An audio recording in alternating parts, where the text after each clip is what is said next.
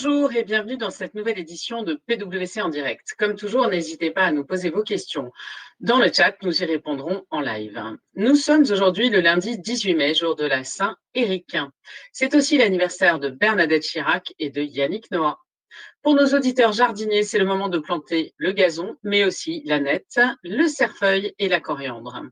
Dans l'actualité aujourd'hui, Euromillions, la cagnotte a enfin trouvé preneur ce vendredi 15 mai 2020 et Cocorico, c'est un Français qui a gagné 72,9 millions d'euros. Ça fait un peu rêver. La mode estivale s'adapte au contexte. Cet été, on sortira avec son trichini, masque assorti aux 2 pièces obligatoires, mesdames. 38% d'entre nous déclarent souhaiter avoir recours à la téléconsultation plus souvent à l'avenir. Principale motivation, pouvoir se rassurer sur des petits problèmes rapidement et facilement. Effectif depuis lundi dernier, le relèvement du plafond de 30 à 50 euros du paiement sans contact a été un succès à la fois technique et commercial. En 3 jours, entre le 11 et le 14 mai, le GIE Carte Bancaire a enregistré quelques 3 millions de transactions, soit 15% de transactions sans contact supplémentaire. Sur Airbnb, les Français rêvent de mer et de piscine. Sur la plateforme d'hébergement touristique, 85% des dernières recherches faites depuis l'Hexagone portent sur la France. 1 sur 3 se limitant d'ailleurs à 80 km de son domicile. Mais lorsque les vacanciers se projettent plus loin dans le temps, les destinations balnéaires ont la cote, tout comme les maisons entières, de préférence avec piscine. Après 2 mois de confinement et une date de réouverture encore incertaine, le spectacle vivant affronte une crise inédite. C'est donc un signal fort que veut envoyer France Télévisions en direction du monde du théâtre. Il y aura bien une soirée des Molières et en prime time pour la première fois. Elle se déroulera le 23 juin sur la scène du Châtelet et sera retransmise, mais sans public. Pandémie oblige, la plupart des événements culturels ont été annulés dans le monde entier. Le concours de l'Eurovision fait partie de ceux dont l'édition 2020 a été supprimée. Heureusement, pour consoler les déçus, son équivalent version intelligence artificielle a été lancé. Depuis la mi-avril, 13 équipes pluridisciplinaires de musiciens, développeurs, chercheurs et data scientists s'affrontent dans cette compétition. L'avenir de la musique, peut-être. Place à notre sujet du jour sur les fraudes. Comment s'en prémunir et comment réagir? J'ai le grand plaisir d'accueillir pour nous en parler aujourd'hui Thierry Delville, qui dirige le département cyberintelligence aux côtés de Philippe Trouchot, et Jean-Louis Di Giovanni, associé responsable du département litige et investigation. Messieurs, bonjour. Bonjour. Jean-Louis, avant d'entrer dans le vif du sujet, à savoir ce que nous pourrions appeler la fraude Covid, est-ce que tu peux nous rappeler ce que représente aujourd'hui la fraude en entreprise? Merci Cécile. Oui, en effet, je peux vous rappeler ce que représente aujourd'hui la fraude et je vais vous donner en primeur certains chiffres de l'étude fraude qui malheureusement n'a pas pu sortir pour cause de Covid en mars 2020. Il est état dans cette étude que 53% des entreprises françaises donc, ont été victimes d'une fraude au cours des 24 derniers mois et qu'en moyenne, donc, elles ont été victimes de 5 incidents. Deuxième point très important de cette étude, parce que vous nous posez souvent des questions dessus, c'est le coût moyen de ces fraudes. Il a été évalué dans 40% des cas à plus de 1 million de dollars. Et puis enfin, le tiercé de la fraude, parce que je sais que vous êtes tous intéressés par ce tiercé, la fraude la plus fréquente, sans surprise, est toujours la cybercriminalité, donc avec 33%, suivi du détournement d'actifs, 29%, et de la fraude comptable, elle aussi à 29%. Et alors, du coup, le Covid, enfin, ce qu'on voit depuis 8 semaines, est-ce que ça a conduit à constater des nouvelles types de fraudes? Et si oui, est-ce que tu peux nous en parler? Oui, alors ça, c'est très clair que le confinement et puis le travail à distance ont pour moi, si vous voulez, rendu les entreprises beaucoup plus vulnérables et plus particulièrement donc aux fraudes externes. Et en ce sens, on a vu, je dirais, se développer ce que nous appelons dans notre jargon la délinquance astucieuse. Les fraudeurs, si vous voulez, ont immédiatement à profiter de la crise sanitaire pour adapter leur scénario de fraude habituel, vous savez, du type fraude au président ou faux fournisseur, et on saisit ces nouvelles opportunités pour attaquer, je dirais, attaquer les entreprises. Parmi les fraudes que l'on a pu, je dirais, que l'on a pu constater, les plus classiques, c'est demander souvent un paiement en urgence. Donc, pour rapatrier, par exemple, un collaborateur de l'étranger ou pour payer des soins d'un collaborateur malade.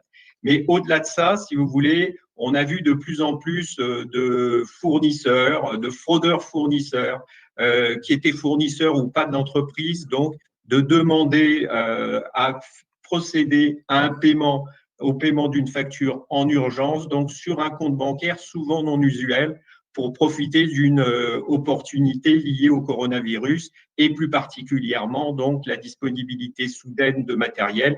Et vous l'avez vu, ça a été un gros sujet d'actualité surtout au début du Covid. Merci beaucoup, c'est très clair. Peut-être en complément, Thierry, est-ce qu'il y a des spécificités de la même manière, mais plus du côté cyber à avoir en tête? Oh bah, il y a eu, bonjour Cécile, bonjour à tous. Il y a eu beaucoup de fraudes, on en a beaucoup parlé autour de sites qui détournaient parfois des sites légaux qui ont été donc piratés et qui pour capter des futures victimes sur les masques chirurgicaux, par exemple, ou sous tout ce qui était équipement sanitaire. On sait aussi, comme le disait Jean-Louis, c'est un travail parfois qui dure des semaines, ou en tout cas qui dure assez longtemps, pour convaincre une entreprise que on se fait passer pour un sous-traitant habituel. Mais on passe pas forcément par les canaux habituels. On adresse quelqu'un qui a la capacité, parce qu'il y a du social engineering derrière tout ça. Il y a des pratiques frauduleuses qui se préparent vraiment dans le temps, sur des jours, des semaines. Et puis finalement, on arrive à passer en contexte Covid parce qu'il y a eu urgence et qu'on menace, je ne sais pas moi, de ne plus, par exemple, livrer des matières premières, de la marchandise, et que du coup, il faut absolument enregistrer ce fameux changement de RIB. Et puis voilà, c'est comme ça que partent ensuite des sommes tout à fait considérables. Donc oui, il y a eu beaucoup d'utilisation, mais c'est assez malheureusement souvent le cas, d'utilisation d'un contexte de détresse et de crise pour pouvoir exploiter les filons jusqu'au bout. Les masques chirurgicaux, il y a eu, je crois, plus de 70 sites fermés par la gendarmerie nationale sur ces sujets. Donc finalement, dans le confinement, les fraudeurs sont toujours bien présents et font preuve de beaucoup d'agilité et d'imagination quand on vous entend. Et du coup, Jean-Louis, comment est-ce qu'ils peuvent se prémunir de ça? Comment est-ce que les entreprises peuvent se prémunir? Je pense qu'il faut être très clair, il faut toujours exercer son sens critique. Il faut être très critique par rapport à des événements qui peuvent se passer et qui vous paraissent pas tout à fait normaux. Et bien sûr, veiller au respect des règles et des procédures applicables. Et je dirais ne pas déroger à ces règles, y compris dans des périodes où globalement on n'est pas dans une situation, je dirais, normale de façon de travailler et il faut savoir résister quelquefois, comme le disait fort justement Thierry, à la pression très pressante et très convaincante de nos amis des fraudeurs. Après, si vous voulez, il y a un deuxième point qui est très important, c'est de sensibiliser les personnes qui sont susceptibles d'être les cibles de ces attaques. C'est pour moi fondamental, surtout que ce sont les populations les plus à risque sont aujourd'hui quelquefois en télétravail, qu'on n'a pas l'habitude de télétravailler, il faut les sensibiliser. Il ne faut pas les sensibiliser au travers d'un simple mail, il faut les sensibiliser en leur téléphonant, en leur expliquant les cas de figures frauduleuses qui ont pu être identifiées. Ça me paraît là aussi très important. Parmi les principales recommandations qu'on pourrait, fournir aux entreprises, elles sont au nombre, de 4-5. La première, c'est par définition respecter impérativement les circuits de validation, les principes de séparation des tâches et faire qu'une personne ne se retrouve jamais dans la position de prendre seule une décision de paiement sans en parler à un tiers responsable. Deuxième point, Thierry parlait de changement de RIB. Qui dit changement de RIB dit impérativement, j'insiste là-dessus, procédure de contre-appel. En cas de changement de RIB, vous devez appeler le fournisseur pour valider avec lui que c'est un changement de RIB effectif et que ce n'est pas un changement de RIB souhaité par un fraudeur. Et pour cela, il est très important que vous utilisiez le numéro que vous connaissez de ce fournisseur et non pas le numéro de téléphone qu'a pu vous fournir le fraudeur.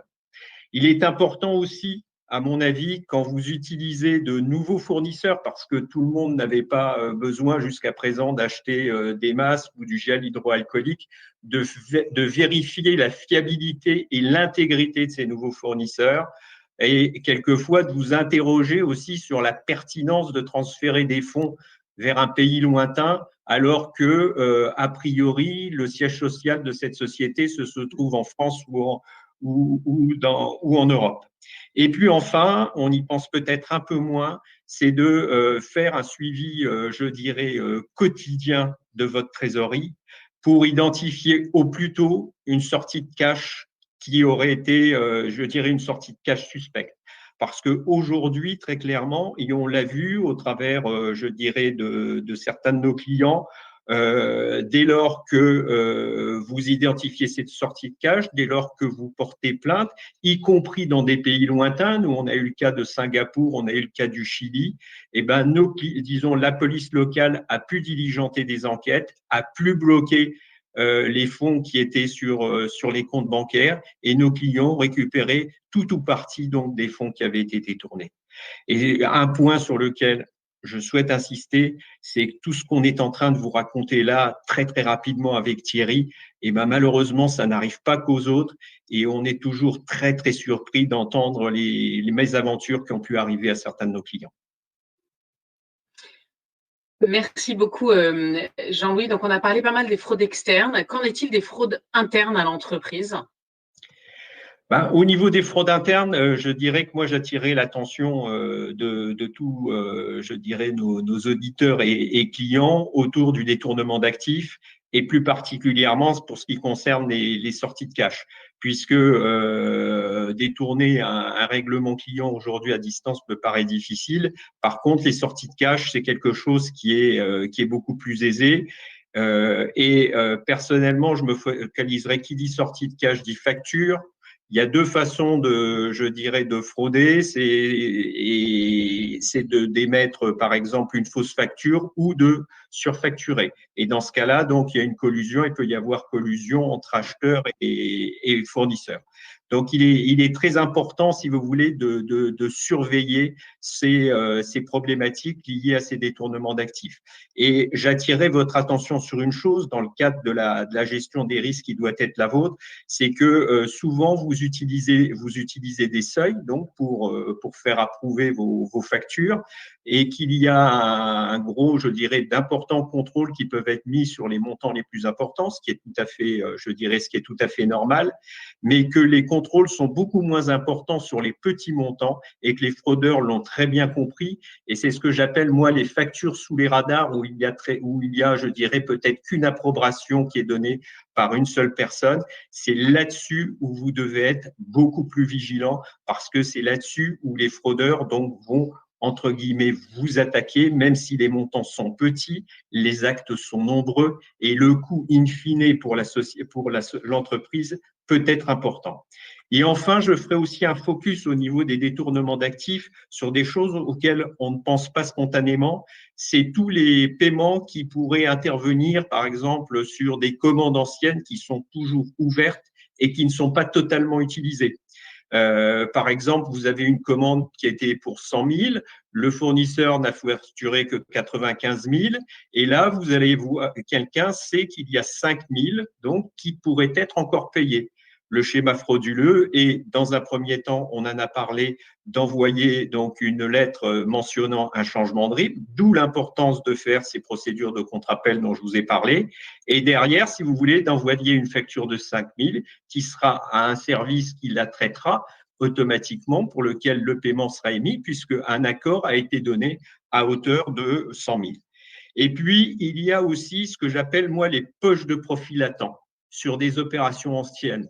Dans toutes les entreprises, vous avez ce type de compte dans lequel, je dirais, vous pouvez avoir des profits latents qui végètent depuis des années. Et un fraudeur pourrait s'en apercevoir et, entre guillemets, pourrait venir déboucler un certain nombre d'opérations. Je pense par exemple à un client qui demanderait soudainement le remboursement d'un avoir qui aurait été émis il y a, par exemple, 2 ans. Ce sont des choses sur lesquelles vous devez être vigilant plus particulièrement dans la période actuelle. Merci beaucoup Jean-Louis, très clair. D'un point de vue plus cyber, Philippe, est-ce que tu as des compléments à partager avec nos auditeurs aujourd'hui?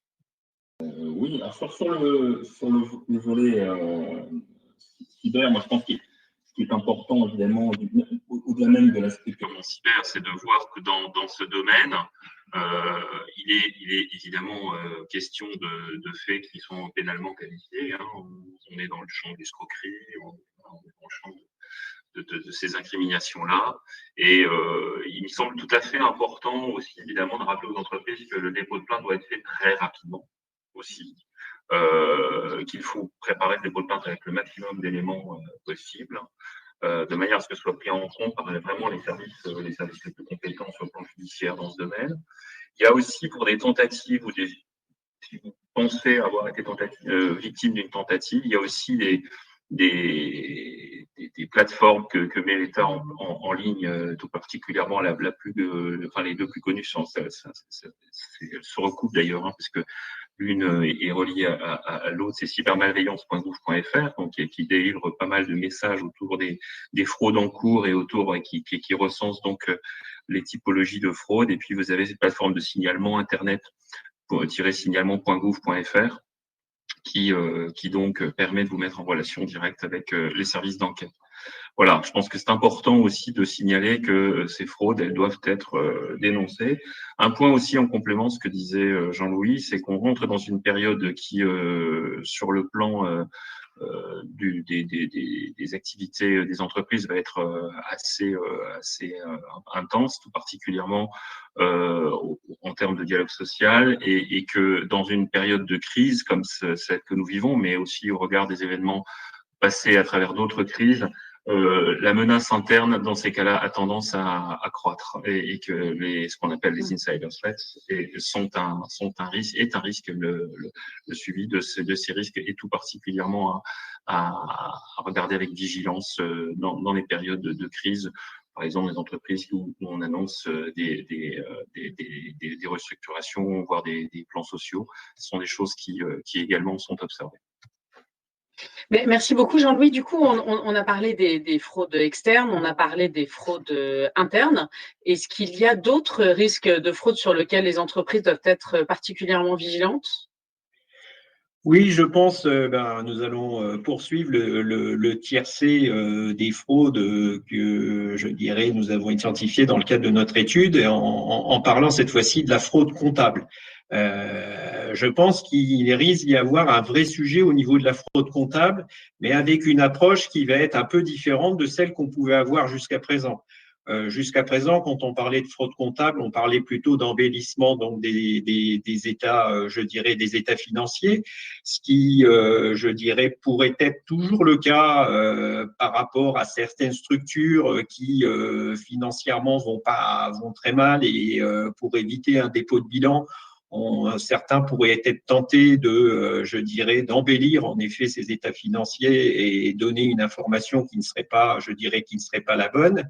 Mais au regard des circonstances, je pense qu'il va aussi falloir travailler un autre aspect je dirais, de la fraude comptable, qui sont les bilans, ce que je pourrais appeler les bilans qui auront été volontairement plombés. Ça veut dire que l'entreprise, partant du principe que perdu pour perdu, cette année, on présenterait de mauvais résultats, mais on risque un peu, peut-être, les entreprises risquent un peu, certaines entreprises risquent de charger la barre pour, in fine, si vous voulez, extérioriser l'année prochaine de meilleurs résultats. Et ça aussi, ça consiste en de la fraude comptable. Et je pense que les grands groupes vont devoir être extrêmement vigilants au regard, si vous voulez, des différentes attitudes que pourraient adopter certaines de leurs filiales en fonction des circonstances qui sont les leurs. Merci, c'est très clair. Et alors, du coup, qu'est-ce que tu leur conseilles de faire quand la situation sanitaire reviendra, j'allais dire, à cette nouvelle normalité qu'on attend tous ? Je pense que malheureusement, en rentrant, il va falloir, compte tenu du contexte, compte tenu de notre sentiment que les fraudes ont risqué je dirais, d'augmenter et de façon importante, il va falloir, à mon sens, passer un peu les comptes à la paille de fer. Parce que je rappelle que globalement, une fraude, disons, un nouveau fraudeur, s'il a mis un dispositif en place qui a fonctionné pendant le confinement, il va pas s'arrêter là. Il va continuer. Et que plus une fraude dure, plus elle coûte cher à l'entreprise. Donc, il est important que les entreprises réagissent très vite dès lors que les conditions sanitaires le permettront et qu'elles regardent avec attention leurs comptes. Dans l'étude de PwC dont je vous ai parlé 2020 et qui n'est malheureusement pas encore sorti, pas pu sortir, le dispositif de contrôle interne est à l'origine de 62% des fraudes qui ont été découvertes. Et ce que l'on voit là-dedans, si vous voulez, c'est qu'il y a un mode privilégié de détection de fraude qui est l'analyse de données. Et je pense que, quand je dis il faut passer les comptes à la paille de fer, il est très clair que on va pouvoir récupérer de la donnée, analyser de la donnée pour identifier des choses inhabituelles. Très clairement, les commandes, comme je vous ai expliqué, des commandes qui n'étaient pas totalement utilisées, ça, il y a des moyens de les détecter en analysant les données. Les avoirs émis sur les remboursements d'avoirs sur les remboursements d'avoirs anciens, là aussi, il y a possibilité de les attraper au travers de la donnée. Et je pense qu'il y a un gros exercice de travail au travers de la donnée qui devra être fait pour identifier les éventuelles fraudes qui ont été réalisées pendant cette période. Et alors, une question du public, quid de l'intelligence artificielle? Alors, je vais être très dur dans ma réponse, très très dur, et pas dans l'air du temps. L'intelligence artificielle, au niveau de la fraude, c'est avant tout de l'intelligence humaine. Et il n'existe d'intelligence artificielle que si l'intelligence humaine passe avant. Ça veut dire qu'il y a des moyens frauduleux, il y a des dispositifs frauduleux qui sont mis en place, mais il va falloir l'apprendre à la machine. Et la machine ne pourra pas l'apprendre toute seule. Donc, au préalable, c'est l'intelligence humaine qui permettra, mais qui aidera, si vous voulez, l'intelligence artificielle aidera dans un second temps, une fois qu'elle aura appris de l'intelligence humaine. Merci beaucoup. On a une autre question du public. À votre avis, est-ce qu'il y a une tendance à ne pas dénoncer les fraudes internes? Alors, disons, au niveau de ce que nous voyons aujourd'hui, de plus en plus, c'est pas de plus en plus, il y a de nombreuses années, les gens étaient peu, disons, les entreprises étaient peu enclines à dénoncer les fraudes internes, à porter plainte, comme on dit, auprès, je dirais, auprès des services de police. Aujourd'hui, si vous voulez, c'est plus du tout le cas. Aujourd'hui, les sociétés portent plainte parce qu'il est très clair que si on ne fait pas ça, si le fraudeur ne se sent pas surveillé au travers des analyses de données comme ce dont je vous ai parlé, et derrière sanctionné, il est très clair que ça sera un terrain de jeu, l'entreprise sera un terrain de jeu pour frauder et que ça ne va pas du tout dans l'air du temps. Il faut dénoncer, il faut porter plainte, il faut sanctionner.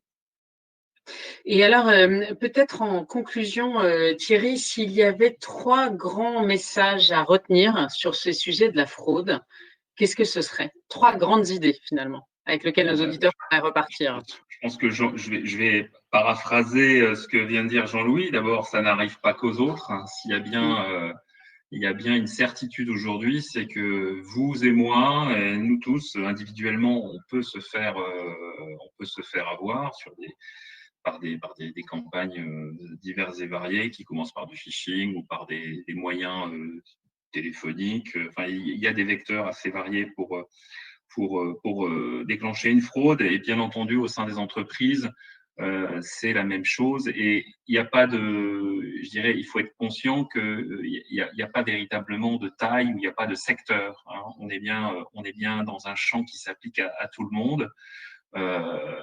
Des potentiels fournisseurs ou tout le monde est intéressé par potentiellement la bonne affaire ou la facilitation et donc quand ça s'adresse à quelqu'un qui saute sur l'occasion sans discernement ou sans recouper l'information, c'est comme ça que les catastrophes arrivent. Donc, ce qui est important, évidemment, c'est de sensibiliser les personnels, tout particulièrement ceux qui sont en capacité d'agir sur les modalités de transactions financières. Donc là, il est évidemment très important de travailler en profondeur sur ce sujet-là. Jean-Louis l'a dit aussi, il faut conserver son sens critique, donc ça veut dire qu'il faut être aussi en mesure de contrôler.